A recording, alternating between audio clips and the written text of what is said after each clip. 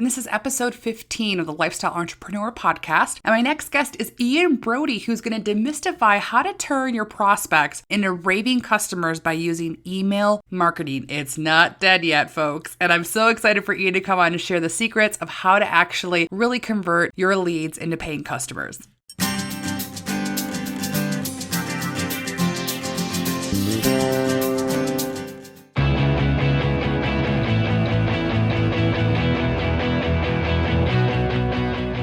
Welcome to the Lifestyle Entrepreneur Podcast. I'm your host, Kris Gilbertson, and I'm an author, speaker, and a coach to teaching you how to launch your own successful podcast. And the reason I designed this show is to bring you the top lifestyle entrepreneur experts from all over the world for them to share their key strategies that they've used to launch their own businesses and allow them to live life on their own terms. So tune in every Friday for new episodes and come on over and join the Lifestyle Entrepreneur community at www.lifestyleacademy.com. There you're going to receive VIP training from specific guests from the podcast, along with being able to watch all of the interviews. And I'll also be making it really easy for you to implement these strategies that you're hearing by sending you what I like to call the Lifestyle Cliff Notes on the best lessons learned on the podcast. So let's get started. All right, so before we get started with the show, I just want to thank everyone who is subscribing and leaving awesome reviews in iTunes. I'm so excited that people are enjoying these interviews. And I'm excited to announce First Fridays. So what I'm going to be doing the first Friday of every month, we're going to have a raffle for those of you that have subscribed to the podcast and then also left a review. And it'll be a raffle for $25 gift cards from iTunes, Amazon, eBay, all over the place. So all you simply need to do is just subscribe to the podcast in iTunes and then leave us a review, and your name will go in a hat, and we'll announce that the first Friday of every month.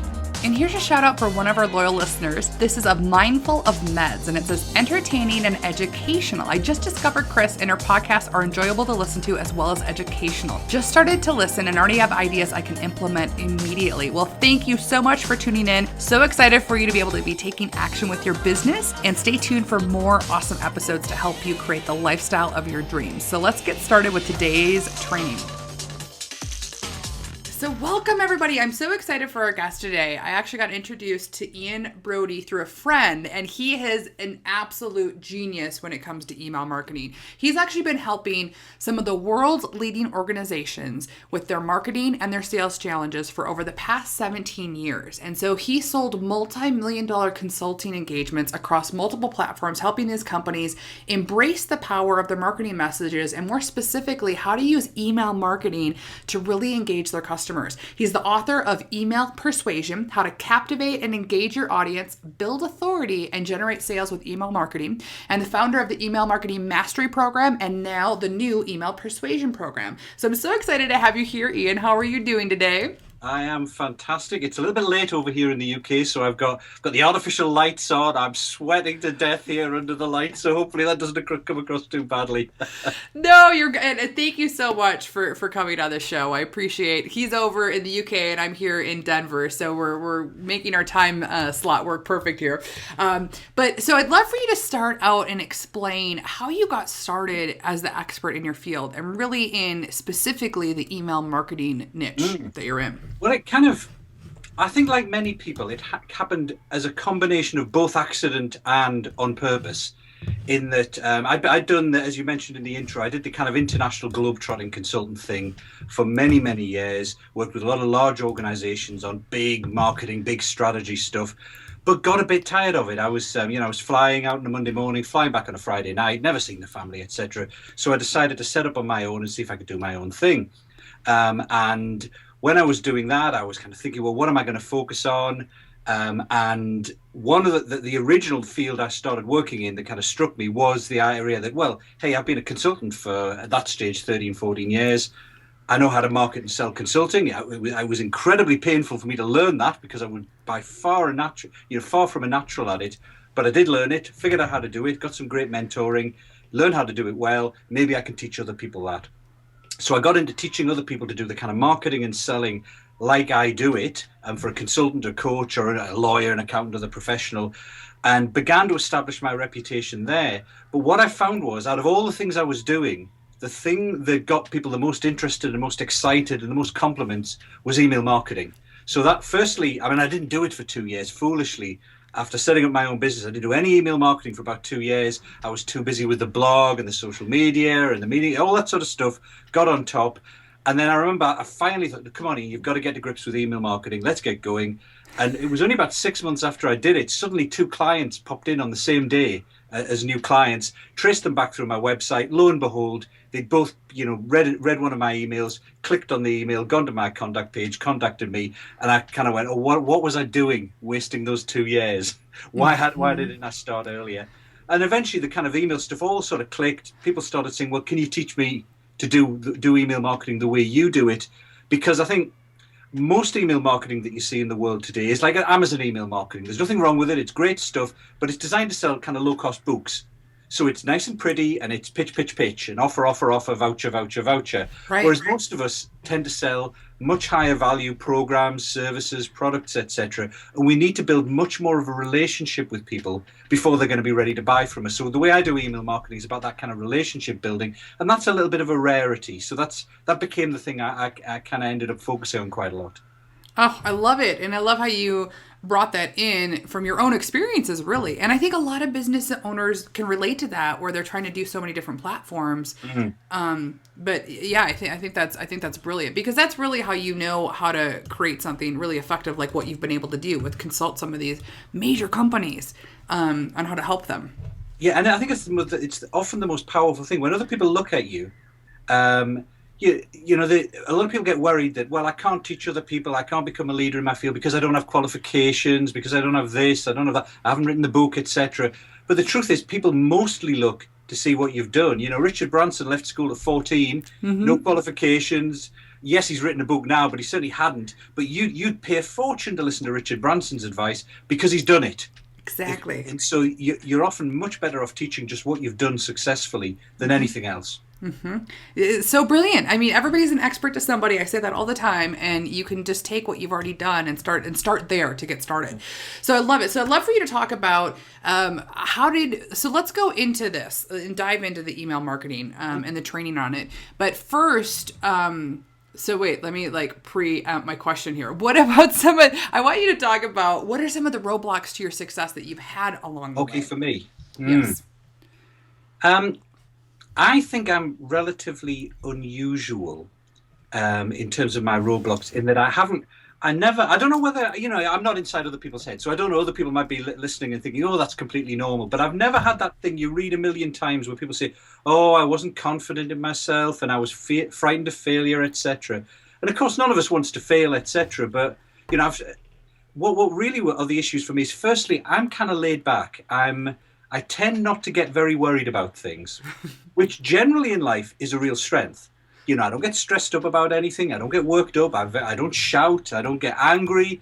But it also means it's very difficult for me to get worried about things. So, for example, it can lead me to being a little bit lazy. You could perhaps say, because things are rolling along, they're going okay. Hey, things are fine. I'm not worried about the future, etc. That by nature, that leads me to kind of just do the minimum that makes me happy, as opposed to achieving some big goals. So what I found I needed to do was I needed to make big goals very, very visible for me. So you can't see it in a minute, but on the desk behind the computer, I've got some Post-it notes with some big stuff written on there, and I have to remind myself of those things every hour, every day. Otherwise, I kind of drift off into my own world of, hey, everything's cool, everything's doing fine. Don't you really need to, if I really want to stretch myself, I have to make it very, very visible. So that was my first roadblock, is finding a way of motivating myself because things were kind of okay.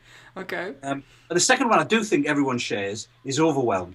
There are just, when I was consulting for big businesses, there was a real shortage of opportunities and a shortage of ideas.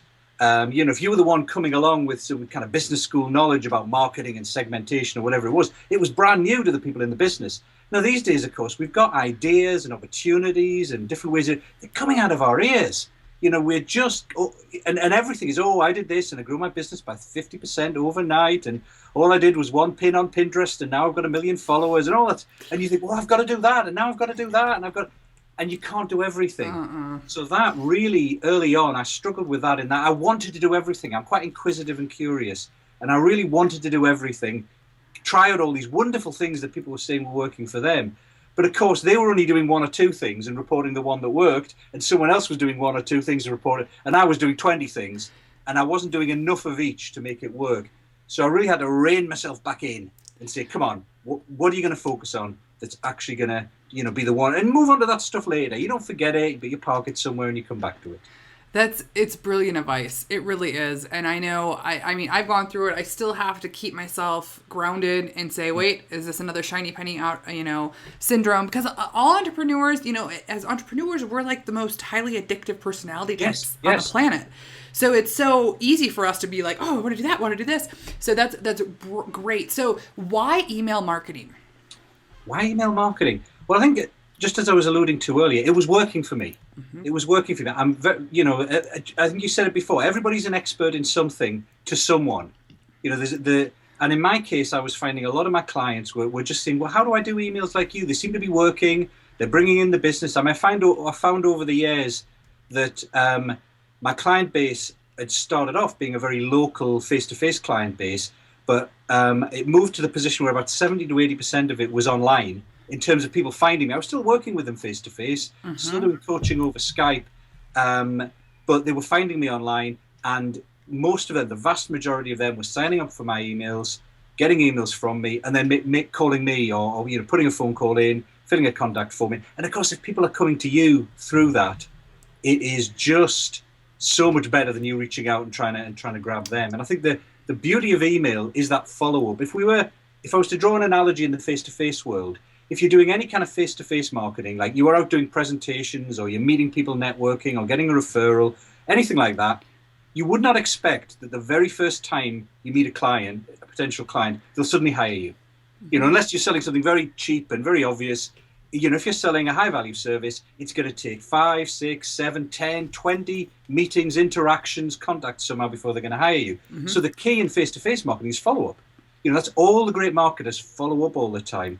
When it comes to online, if you think about your website, if anyone was to look at their own website stats, you'd see that usually about 60, 70% of their visitors are first-time visitors. Now, it's great to get first-time visitors, but that also means that less than 30% of them are coming back. So that whole concept of follow-up, because it's still just as true online, people need to interact with you, to get value from you, to build trust, and for you to build credibility, takes multiple interactions, but it doesn't happen just through your website, because the truth is they don't come back.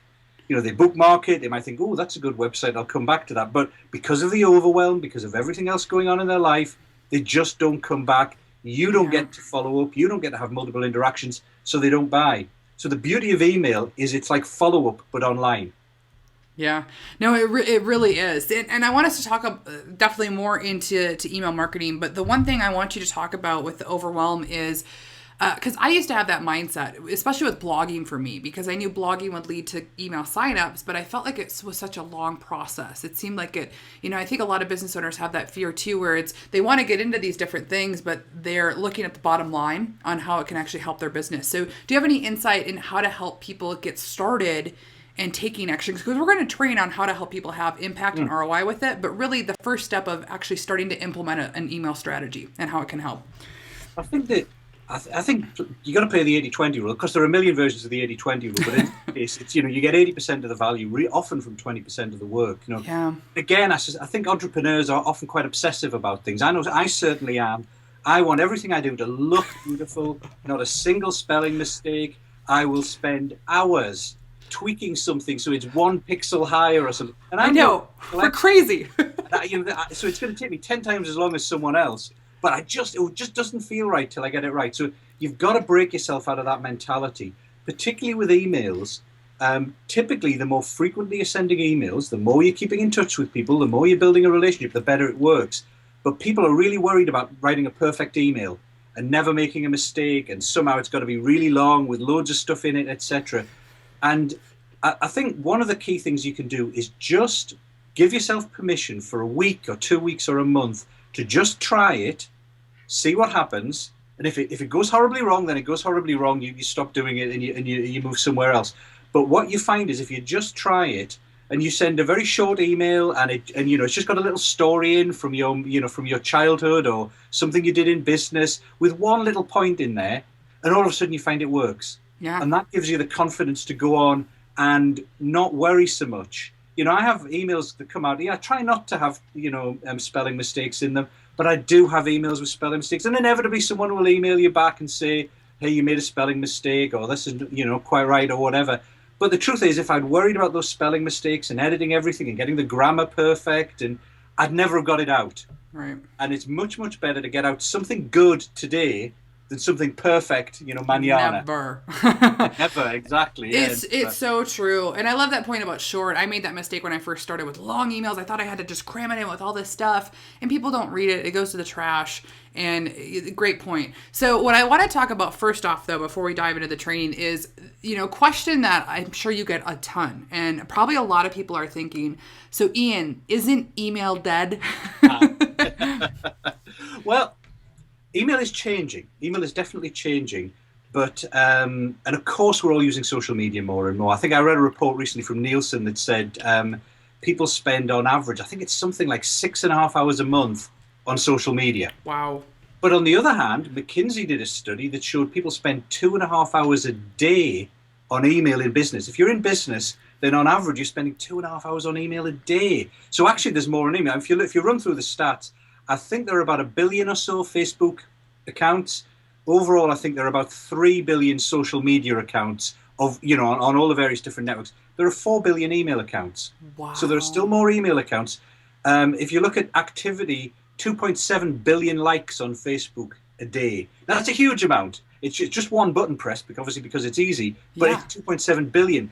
But there are 180 billion emails sent a day. Wow.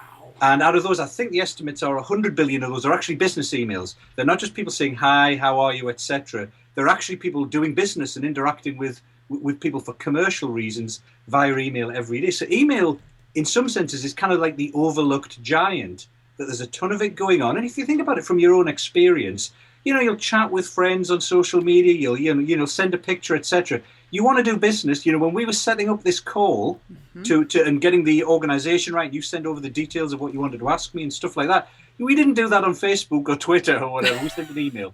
Exactly. Email is the medium of business. There was it's a couple of years old now, but I think it still applies. A company called Merkle did a study where they surveyed people about their preferred communication methods. Yeah. And they asked about personal communication and business communication. And for personal communication, it depended on the age group. So for the very young, for the kind of, it was all adults. So it was from the kind of the 18 to 20 something year olds. Text was their favorite form of personal communication. From anything from about 28 onwards, it was the telephone. We want to speak to people. Yep. And number 2 was email for email. personal communication. When it came to business communication, all age groups, email was number 1. And depending on the age group, it was between 65 to about 75% of people said, that's my number 1 communication method, email. Social media, even with the very young, youngest age groups, the 18 to 28 was 5%.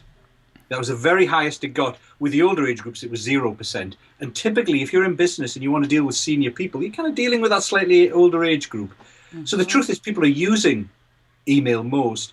And in fact, I guess the real proof of the pudding is in the eating. If you go to the real social media experts who know what they're doing, so, Mary Smith for Facebook, Melanie Duncan for Pinterest, Lewis Howes for LinkedIn. If you go to their websites, the first thing you'll see on their website is an email sign-up box. Yep. So they know how to use social media, but they also know that on their website, the most important thing they can do is get people to sign up for emails.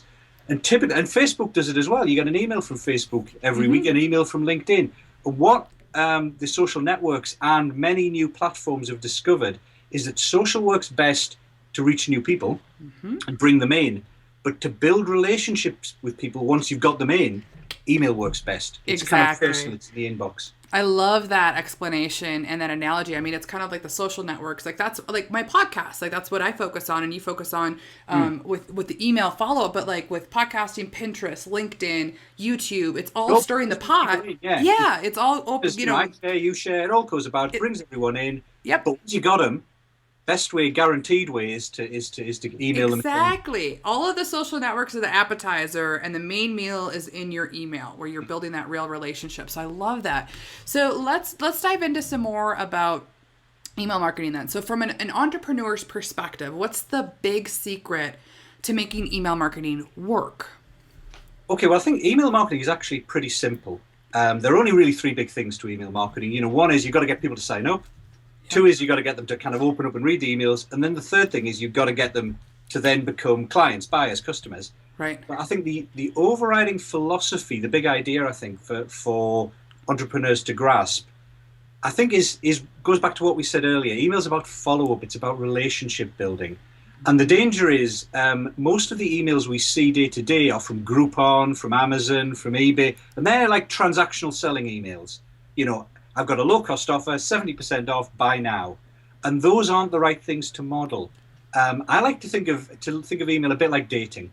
And if you imagine dating, you the thing with email is just like with dating, you've got to keep doing nice things for each other over time. It's not like if you want to have a good relationship and you want it to end well, it's right. Not a kind of one-stop shop sort of thing. You're not just, and you don't, when you're trying to woo someone, to use old-fashioned terminology, if you're a Romeo looking to get a Juliet, you don't just keep saying, hey, I'm the greatest. You ought to go out with me because I'm the best, I'm the strongest, I'm the nicest. Hey, go out with me tonight, it's half price sort of thing. That doesn't work.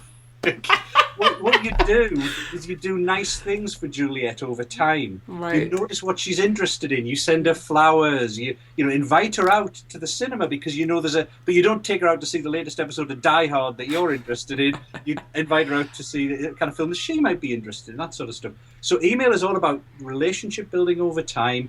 With email, of course, it's not romantic relationships, it's business relationships. Mm-hmm. So you're talking about trust through the frequency, and you're talking about credibility as well. You've also got to establish yourself as being a real expert, a leader in your field, so that when the time is right, when they're thinking, I need someone to help me with this, I need someone to work on that, they immediately think of you and they reach out. Yeah, I love that. So, and I love the idea with the relationship, because that's truly what it is, and that's what you're doing. And it's not just jumping straight to the end goal of what you want. It's what's in it for the reader and how to help them trust and like you. So for someone, like, what are some examples of how to start building an email list to start getting subscribers?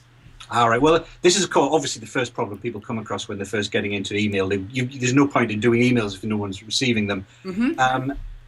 First off, don't go and buy an email list. It's very tempting to think I'll get it off to a kickstart. I'll go and buy a list of qualified prospects, but of course they're never really qualified. Often they don't really know what they've signed up for with someone else, etc. And they certainly didn't sign up to emails from you. Even your existing customer base, it's a little bit risky. If you're going to get going with email marketing, don't just auto-subscribe everyone you know up for your emails, because there's nothing more annoying. You'll have it yourself. Oh, no. And then you're in that terrible situation of, well, I don't want to offend them by unsubscribing, but I don't really want this. I'm not interested. So you just want to make sure you're only sending to people who are interested. So if you do have an existing customer base and contact base, email them personally to say, hey, I've just launched this. Would you like to get a copy? And if you sign up, you'll get this, free report or whatever it might be. So the real focus is on getting new people who come to your website, who've come in through social media, etc. And there are really two sides to it. There's the kind of factors that will motivate people to want to sign up, and there are some things that will put them off. So in terms of wanting to sign up, if you're really, really famous in your field, I worked in management consulting for years, so if Tom Peters or Michael Porter, the big gurus in that field, if they'd said, hey, I'll send you a daily email with my best tips, I'd have killed to get on that email list. Doesn't matter, they wouldn't have to offer anything. I'd have jumped over all sorts of hoops to sign up for that. Most of us, unfortunately, aren't in that position. So maybe if we've got a little bit of a reputation, that helps. But the first thing we can do is just make it sound attractive. So very often you'll get a tiny little box somewhere saying, sign up for my newsletter. Mm-hmm. There's no implied value there. What do I get from it? What's going to be useful? A bare minimum, call it something like, client winning tips is what I call mine. Or, yours would be obviously to do with podcasting and entrepreneurial growth. It could be get your survive your divorce tip sheet every week, or whatever it might be, whatever you do. But imply value in what you call the thing. If you call it a newsletter, it sounds like the same old nonsense you'll be getting from everyone else you're not interested. After that, then offer an incentive. So most people do this. When you sign up for an email, you usually get some kind of free report or a video or something like that. And the real key there is something I call speed to value. So increasingly these days, we've got very short attention spans. It's great that you want to sign me up and you're offering me your 80-page ebook, but I really don't want to go through an 80-page ebook over 3 weeks before I get anything out of it. Yep. I don't want to watch the 8 hours of video before I get something. I want something. If you send me just one tiny little sheet of paper with the lottery numbers on for next week that are going to win, that's great.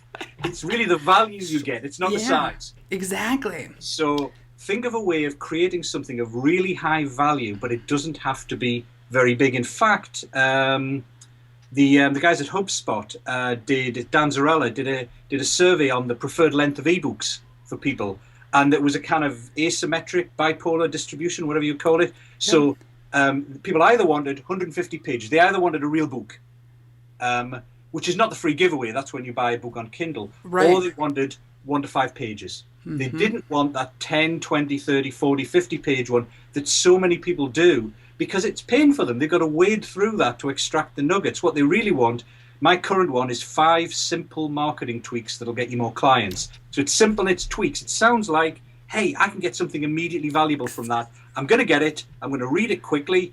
Oh, I'll do that. Hey, value, brilliant. I'm going to keep listening. So you want the time from when they sign up and get the thing to they actually get real value in their business or their life to be as short as possible. Ideally, they sign up, they get your thing, they change something immediately, and they get something brilliant from it. What you don't want is to have to watch 3 weeks of training videos, and then another month later you put it into place, and by that stage they've lost interest in your emails. Yep. But if they get immediate value from it, then they're going to be, listening intently to your emails. So that's the motivation side. The kind of thing that puts them off is things like, if you're collecting too much information, I need your name, your email, your telephone number, your job title, your inside leg measurement, whatever it might be, that's going to put people off. Now, if you are getting thousands upon thousands of people every day coming to your website and they're all keen to sign up, you can afford to put those extra qualifying things in place because it will mean you only get people who are really motivated to do it. Most of us aren't that lucky. Yeah. Most of us, we really want that email subscriber. Just get the name, sometimes not even the name, I just get email address, and that maximizes the number of people who sign up. And make it easy, make sure that the form is highly visible. It's up there like the social media experts, right at the front of your website where people can see it when they come to the website. At the end of a blog post, where you've read the blog post, you've thought, hey, that's great. Don't make them scroll back up to the top to sign up. Have a sign up form at the bottom of the blog post. They go to your About Me page. I'm interested in Ian. What's he done? Oh, yeah, that's cool. Oh, he seems like he knows a lot of... Oh, I'll sign up here. Just make it easy for people to sign up. Don't, blast them with forms, where they can't read your website because there's a form everywhere. But whenever they do something, whenever they show interest, make sure it's just easy for them to sign up. Take away all the pain of having to find the form. The button on the form is tiny and it says submit. Who wants to submit? We want to get free stuff. We don't want to submit. Exactly. No, that's brilliant. Just the little tweaks. Sometimes it is the little tweaks.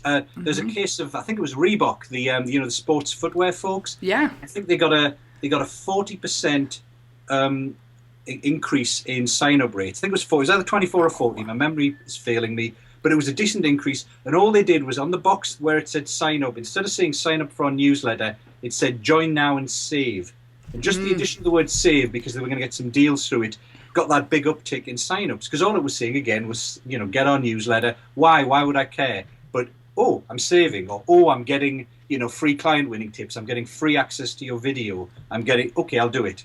Exactly. And that's brilliant. And even just the button itself, having it, if it blends in, people don't click on it. That's right. They don't notice it's a button. Yeah. Exactly. And if it stands out, that's what gets clicked. So that's great. And then just changing the copy a little bit so for it's what's in it for the reader again. That's right. And then maybe a bit of social proof as well. Laura Roda, who's another social media person. Yes. She has a great website where people go to it, sign up, and at the very top of her website, it says something like, yours is the only newsletter I actually read. So a little bit of social proof from one of her subscribers. Yep. You know what? We've all got subscribers who've said that to us. Exactly. But Laura was the only person who thought to put that on her website, and everyone thinking, oh yeah, well I will join because it's great. And then she's got the little logos of the companies she's been, the site she's been featured on. Social proof. Social proof helps too. Exactly.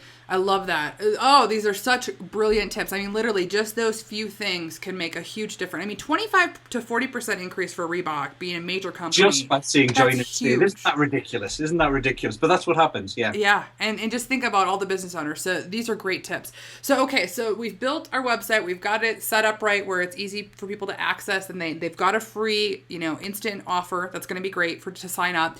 Now, what do we do once we have them on our list? How do we keep them engaged? How do we get them to pay attention to us and then open the email and move forward?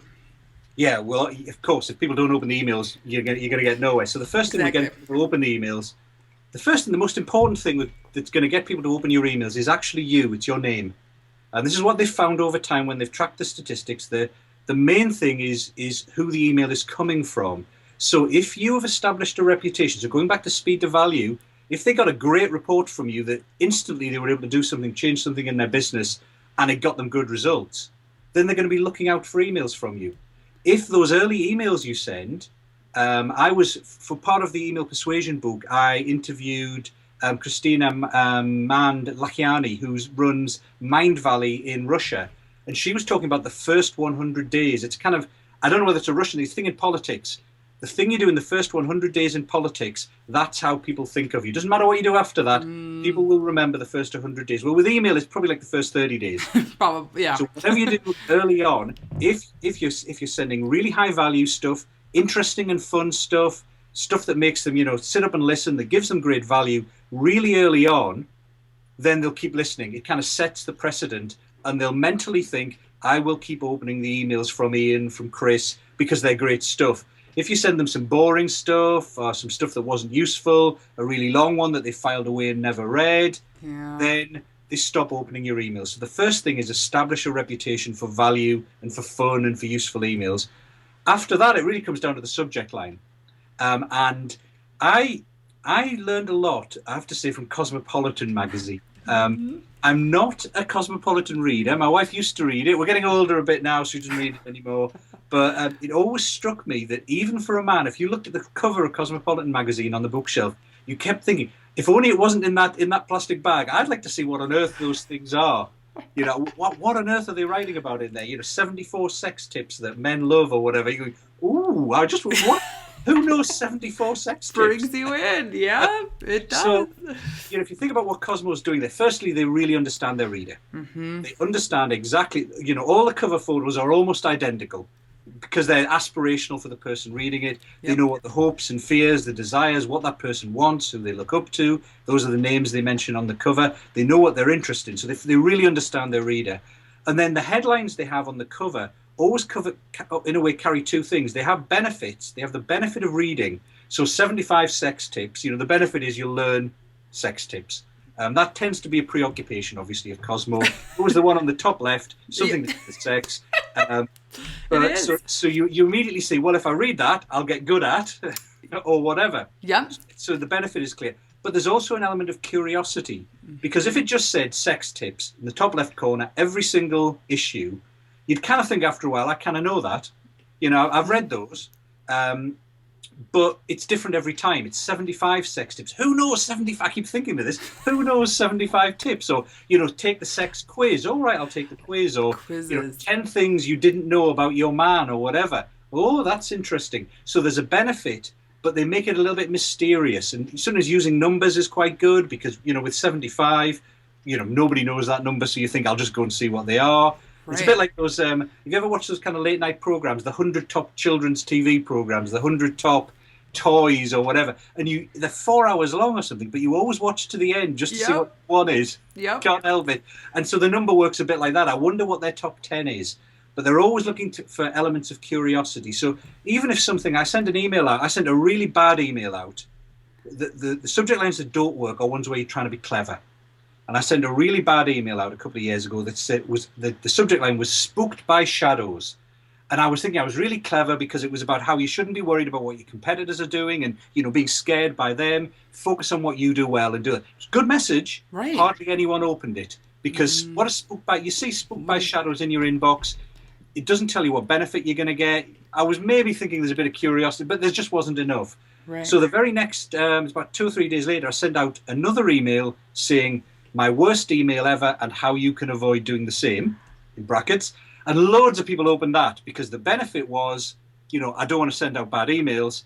And the curiosity was, I wonder what Ian's really bad email. I'd just love to see Ian's really rubbish email. And it was, as it happened, it was the one I just sent the couple of days previously. So if you can combine benefits and curiosity in your email subject lines, of course you'll never get it right every time, but if you can combine benefits and curiosity, then you'll get people to open it. If there's great value in the email, then you'll build a reputation, so people will open it just based on your name, and it won't really matter so much what it says in the subject line. But your kind of subject line is a bit like the swing voters in politics. There will be some people who will open your emails no matter what. There'll be some people who left, checked out, a year ago, 2 years ago, probably not even, their own email address anymore. And then there are the swing voters who, it depends on what the subject line says. And if you can get that benefits and curiosity, then they're gonna open it. It's brilliant. So what about for people that aren't used to writing copy though, or writing short, quick subject lines? What are some tips that you can help people craft the right titles that way? Gosh, well, just there are some kind of simple formulas you can use. I mean, the how-to formula works really well. I guess it's a bit like, if you're naming a podcast, podcast name would be similar. You wanted people to see what they would get out of it. I think you say with podcasts, if you're already famous, if you're going down the fame route, then you focus on that. Yep. But for a lot of times, simple formulas like a how-to formula works. So, if what you do is, you help people save costs from their energy bills, how to cut lighting costs by 20% or whatever an example would be. If I want to cut my lighting costs, I'm probably going to open that. You can add the curiosity by looking at your tips on reducing lighting costs and maybe saying, well, actually, 2 of those are really surprising that people wouldn't get. Because if you're interested in saving costs and you've already read an article on reducing your lighting or your energy bill, you might think, I already know these things. But if you say 3 surprising ways of cutting your energy bill or whatever, then people go, oh, you make it a bit more visceral. If I go back to a business example, 3 marketing tips they don't teach you at Harvard Business School or whatever. You then think, oh, it's a bit street fighting. I'm interested in that. So again, a bit more.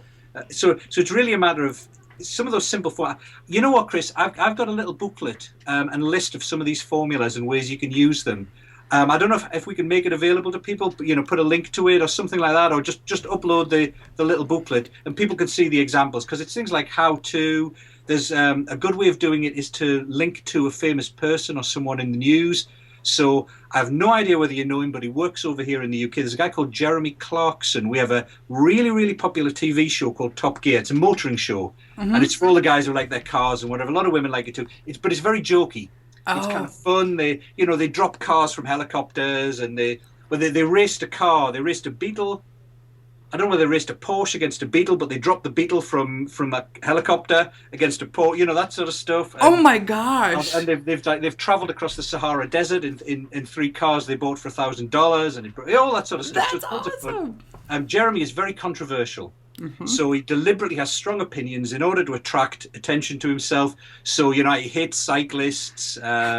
He's against the green movement because he wants to get in his big fast car. And so you either love him or you hate him. Right. And that was what I was writing about. It's often good to take that position where people love you or hate you, because having the people who love you, they're going to become your clients. People who think you're just okay never are. And so I called the email, I think it was what Jeremy Clarkson taught me about marketing. So what I've done is I've linked a famous person that most people on my list would know with a benefit. Okay. So, of course, the curiosity is, well, what would Jeremy Clarkson, a TV presenter who talks about cars, know about marketing? And you could do, you could link it with America's Got Talent or what. You know what Simon Cowell taught me about leadership? Simon Cowell's leadership secrets. If you happen to do leadership, because people are immediately thinking, well, that's not obvious. What does Simon Cowell know about leadership? But I do know he must know something because he's quite successful.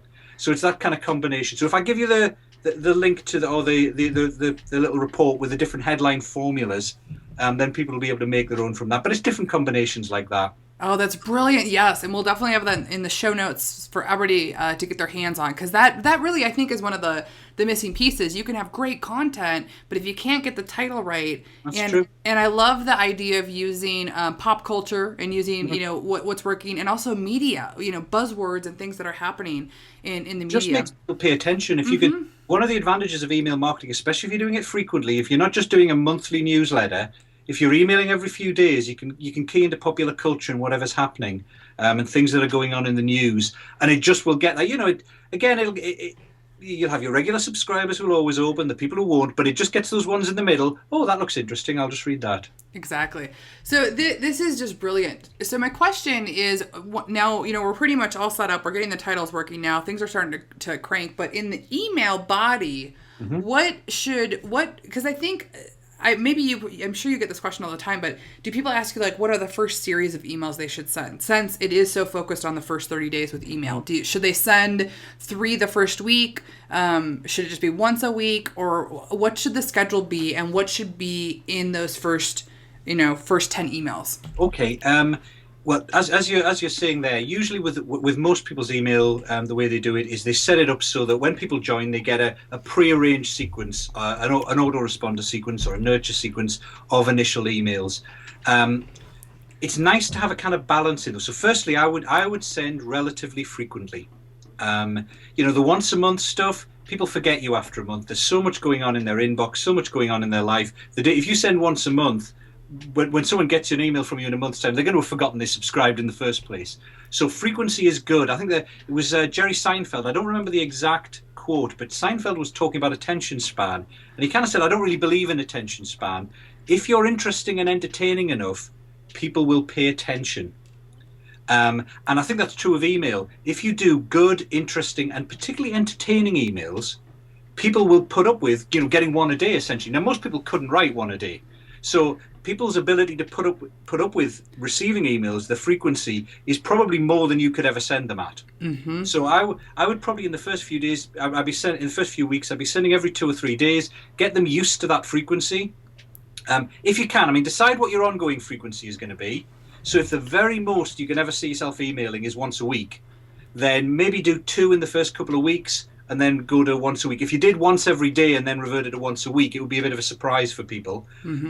If you're going to email once a day and you email once a week at the start, again, it's going to surprise people when you switch. So try and keep some consistency. Frequent is good and short is good. You said it yourself right at the start.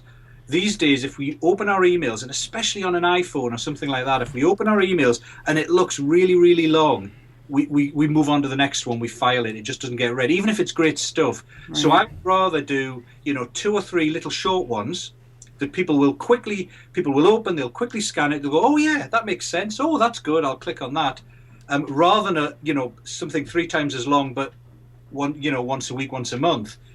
Because even at once a week, once a month, even though it's the same amount in total, it's easier to do a little bit, to read a little bit at a time. So try and do them short and frequent. So in those early first ones, the thing to do is to do 2 things. One is take people through the main things that you do in your business to help them. I'll use the example of a consultant. I guess if we looked at that consultant we just made up a few seconds ago, who helped people reduce their energy costs, their energy bills, then let's say you did something about doing an audit of what your expenditure was. You did something on running around and reducing the electricity or the gas or whatever, on the switching. You might have 5 or 6 big things you would do with people. Just think of one email for each of those areas. So don't try and multi-combine. Don't try and do a super duper wonderful giant email with 8 brilliant points in, because people won't read it. It's too big. Split them out and just do one main point per email. Right. Then think, how can I illustrate that email? Can I use so rather than just saying, here's a good way of reducing your electricity costs, make that email entertaining for people. And so use a story. So if you do help people with that in real life, I'm sure you've got 50 stories of, when you went out to see a client, you looked at their factory or you looked in their house or whatever, and it turned out they had the settings so badly wrong that the lights were coming on in the middle of the night, all that sort of stuff. Tell a funny story or an example, or relate it to popular culture, or do something like that. So make sure short, sharp, entertaining, but makes a decent point.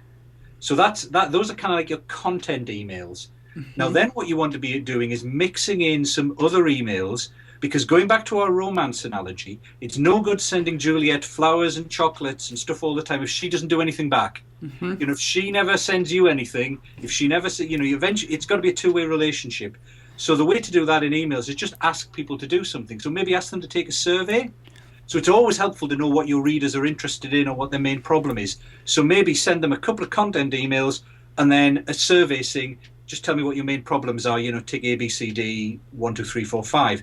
Gives you useful information, but it also gets them used to doing something for you and engaging with you. Or just ask them a question. I mentioned I was speaking to Christina of Mind Valley, and they have this lovely one where a lot of their products, the second email, after they've sent them the free download, is they just say to them, hey, just wanted to make sure that you got the free download. Please type yes and hit reply. And it's hardly rocket science. But what happens is a lot of people hit yes and hit reply, and then they reply back to them, say, oh, thank you very much, glad you got it, are you finding it useful, etc. And that just begins that relationship building much faster than if you're just sending them content emails time after time. They get into kind of passive receiving mode. Whereas if you say hit reply and say yes, hit reply and tell me what your biggest problem is, go and like this on Facebook or whatever, you're getting people used to taking action on your emails whenever they receive them. So later on, when you make a bigger ask, when you say, would you like to talk to me about working together, they're used to doing something. It's not like listen, read. Whoa, what are you asking me to do? It's read, click, read, hit reply, read, fill in a survey, read, like something, read, okay, I'll go to a thing and fill a form in and we'll speak. It's just a more natural thing. And especially if they're replying to your emails, you reply to them, and you're kind of breaking away from. Again, it's the difference between what we do as entrepreneurs and what Amazon would do. Amazon wants to automate everything. For a $9 book, Amazon can't afford any human interaction. So they want you to push a button and buy, and they'll measure what happens and change what they offer you. If we're selling, $10,000 of consulting or whatever it might be, then we know that to sell that $10,000, we need to be speaking to people over the phone, face to face. So we actually want to break them out of the automation. So the more we can get use the automation to tee up and to set up them as a human being responding to us and us emailing them back as a human being, the better results we're going to get in terms of selling our higher price programs and services.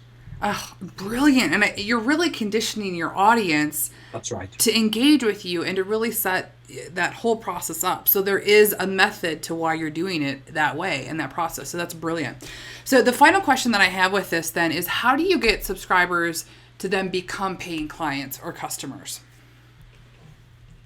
This is kind of dependent on the sort of products you have. So, but there are two routes, I think. There are two routes. One is they will spontaneously reach out. So you've been emailing them over time, and it happens to me. I'm sure it happens to you. People have been on your list. They've been getting great stuff from you. Eventually, you've kind of done enough that they go, this is the right person to work with. And something happens in their life.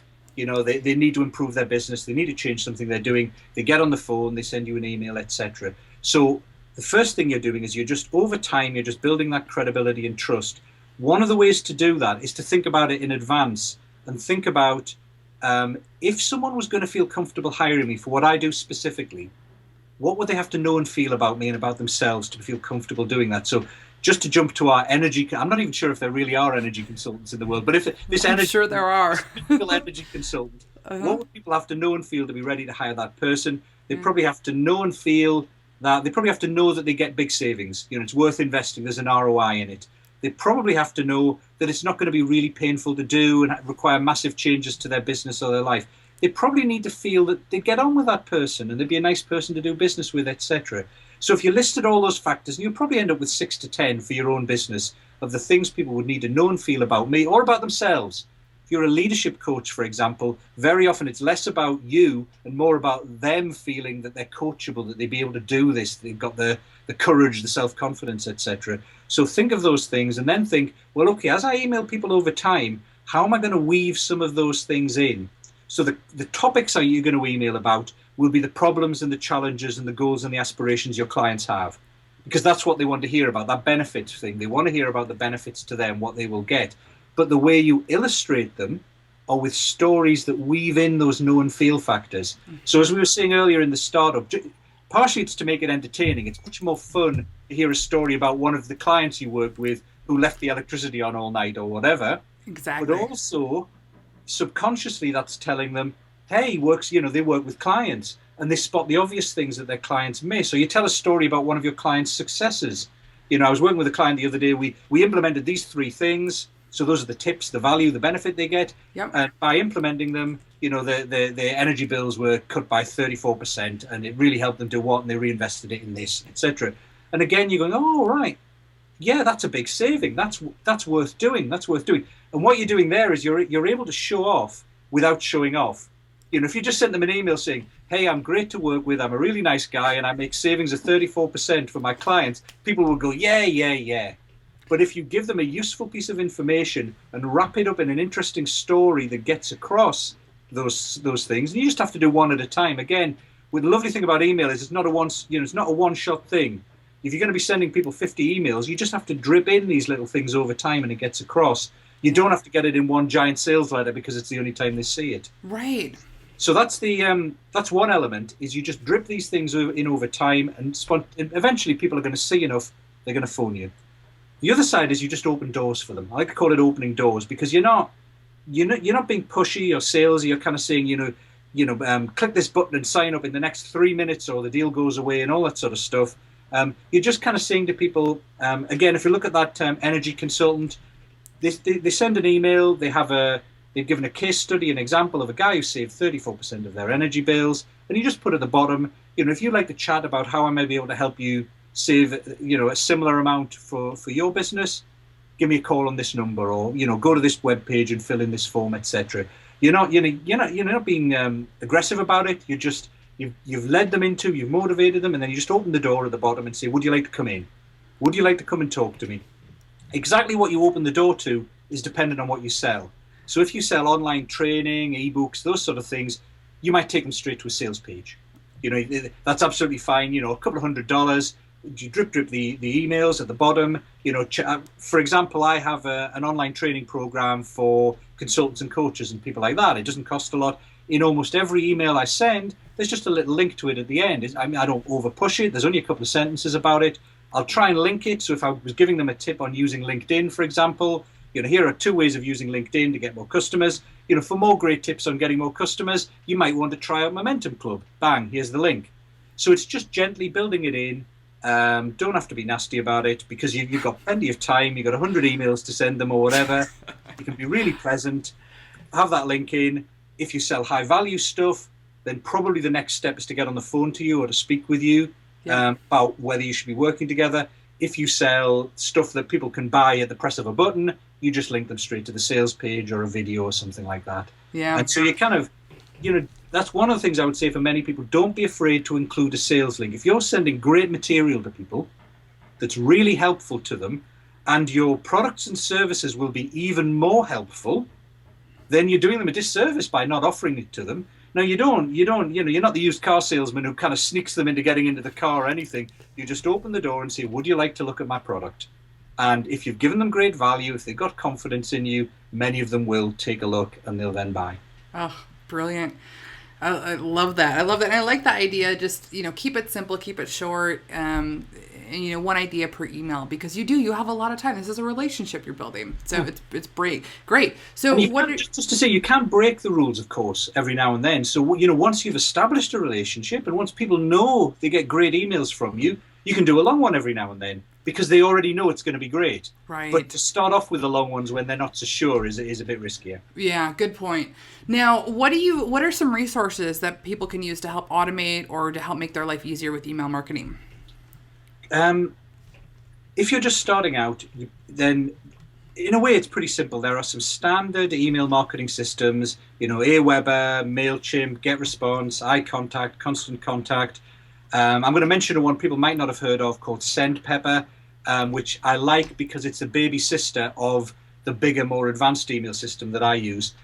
So you've got those systems, and they do pretty much everything anyone would need when they're starting out. So if you've got, from kind of like 0 to 5,000 subscribers, if all you want to do is really send people emails out, hook them up with a sequence to send them some the first 10 or whatever, and then get regular broadcasts from you. They're absolutely great. They'll do everything you need, and they, $20-$30 a month. It's hardly going to break the bank.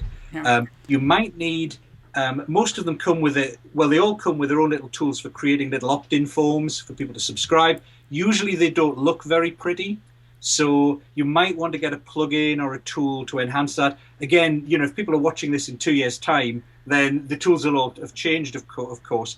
But right now, I love a little thing called Hybrid Connect, which is a little plugin for WordPress. It creates mobile responsive opt-in forms. So you can have either big wide ones at the bottom of blog posts, which will automatically go in, ones on your sidebar, entire pages, and they're mobile responsive, so they look great on mobiles. The great thing as well is they have a built-in Facebook. That's why it's a Hybrid Connect. If people are logged into Facebook, the Facebook button appears, and they just have to press that to connect. It's really kind of neat. So I like that one at the minute. I've got a lot of clients trying that out and saying it was really easy, because it's one of those, what you see is what you get. You kind of say, I'll just upload an image and I want it to be blue and the text is going to be this, and the form goes there, bang, and it's up on the sidebar, it's up in the post. A couple of other ones like Opt-in Skin does that, but I found it a little bit more tricky to manipulate what it looked like on that one. So just look around for things like that. But right now, I would say Opt-in Skin is the kind of hot one. And the other thing that I really love at the minute is a tool called Lead Pages. Lead Pages is it creates web pages that come from pre-templated standard designs that have opt-in forms. Some of them have sales letters, etc., but most of them are kind of opt-in forms. It's things like webinar registrations, a video opt-in. Some of those opt-ins you've seen now with the girl sitting on the beach looking at the form, etc., where it just says whatever. Yep. Really simple ways of doing that. And it allows you to either create them off-site. It gives you the HTML code, or there's a plugin for WordPress that just lets you upload those. I use that all the time now for my opt-in forms, more than anything else, because it's literally 5 minutes. You upload a picture, you just type the text in, you press the button, it creates the code, and it does it all nice. So they press the button, the form to fill in pops up, they fill in the form, it registers for them. Oh, it's great stuff. So that's a real time saver, because I think that's one of the barriers people have. Is they try and manually do it. To save $200, they spend a day of their time and come up with something that looks awful. Exactly. And I'd much rather get a tool, spend the money, and then it's done like that, rather than burn up all my time. Oh yeah, it's so true. So those are amazing resources. We'll have all of those in the show notes as well for everyone. Excellent. Because it can save you a ton of time. So the last question that I have for you is, this is the $1 million question. So if you had to start over from scratch today, and you didn't have any of the contacts that you have, and you didn't have any of the resources that you know about and have, how would you rebuild your empire? How would I rebuild my empire? Gosh, well, I think the first thing is you've got to be really clear on what you're doing. I think many people kind of fall into what they're doing. They try something. So firstly, I think you really do have to just try stuff. Try and get a vision early on of what you're passionate about, what you love doing, that coincides and intersects with something that adds real value and different value to people. So you need to focus on an area where you love it, so you're going to keep doing it and you're going to devote a lot of time to it. And your customers love it. It does something wonderful for them. The more value they get from it, the more money they're essentially going to be willing to pay you for it. So there's kind of an economic reason for that. Mm-hmm. And the more different you are to other people, then the less competition. So find that thing first, but don't wait forever. I do see a lot of people in my consulting business who spend months, sometimes years, in fact. I'm not sure what my niche is. I'm still trying to find the right thing. Just go with something. Even if you say, this feels right, I'm not certain it's right, I'll go with it for 3 months. I'll pick in this area, I'll give it 3 months, I'll give it my all, I'll focus on it, and we'll see what happens. Because it's sometimes you don't discover what it really is that's perfect for you until you try something. If you never try anything, you're never going to get anywhere. I have a friend who's a brilliant executive coach called Susie Pomerantz, and she's well known as being a leadership coach for law firms. But she fell into it completely by accident. You know how it happens? She did coaching for one law firm leader, and then they recommended it to another one, and then another one, and all of a sudden she's doing all the major law firm leaders. Yeah.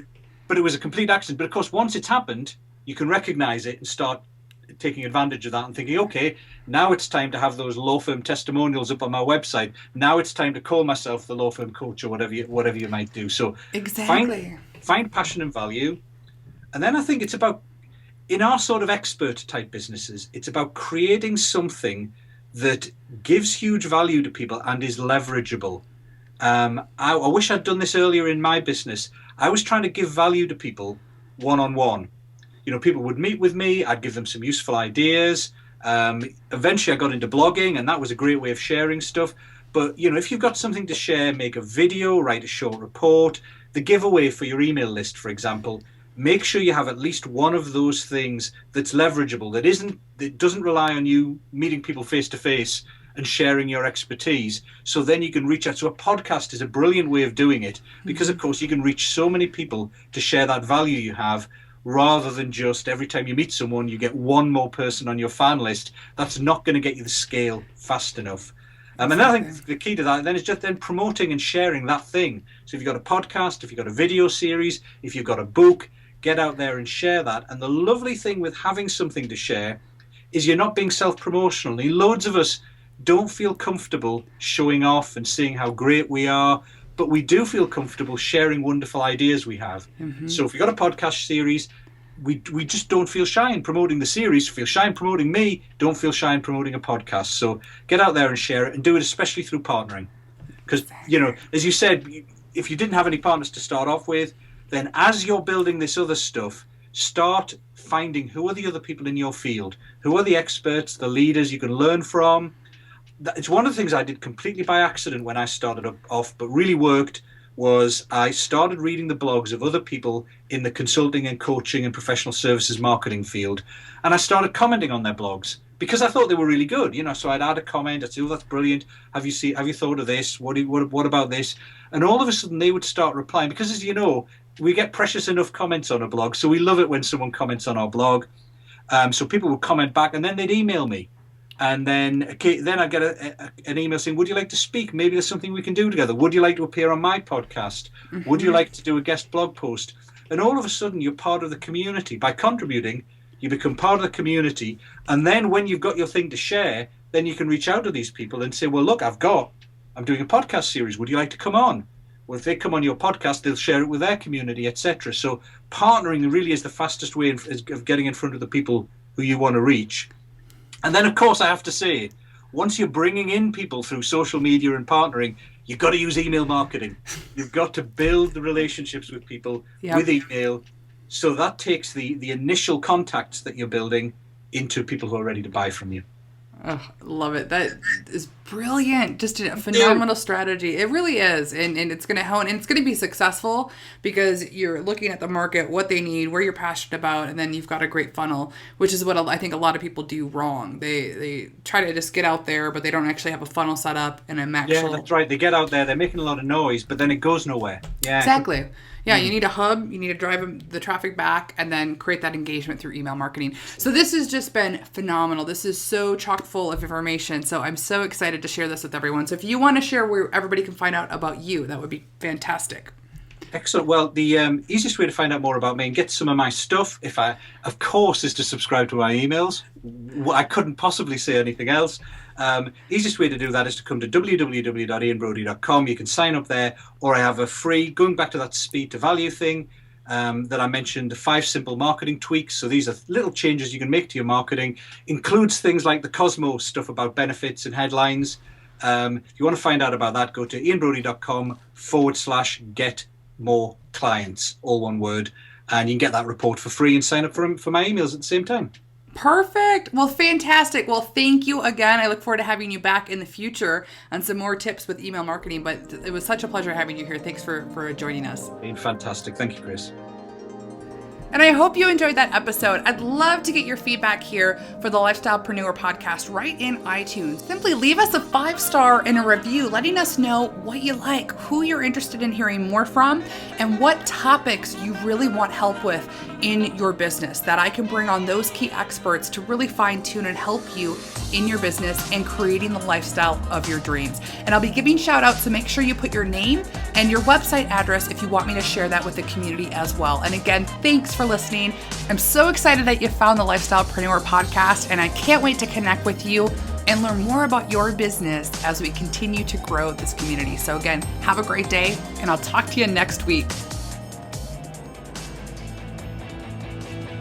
Thank you for tuning in to the Lifestylepreneur podcast. Again, I'm Kris Gilbertson, and I'm committed to bringing you top training from leading lifestylepreneurs all over the world to help you break through and turn your dreams into your ideal lifestyle. And make sure to join us at www.lifestyleacademy.com to receive VIP training from specific guests I interview on the show so that you can really easily start to implement what you've learned from listening. I know we're all busy, and sometimes we don't have time to listen to the entire podcast or take notes because I'm always listening on the go. So I like to call it the Lifestyle Cliff Notes to creating your ideal business and make it really simple for you. So those will be sent via the email list. Plus, I also want to connect with you personally, and being on the Lifestyle Academy mailing list is where all the magic happens. We'll host VIP trainings once a month that we can't always bring out on the podcast with even more detailed information. And I also want to connect with you personally. I want to know what's going on in your business and what you need help with and who I can bring on to aid you in creating your ideal lifestyle. And so I'll be asking questions every once in a while that I want you to reply, and I reply back to you personally. So again, until next time, wishing you on your way to achieving all of your dreams. Talk to you soon.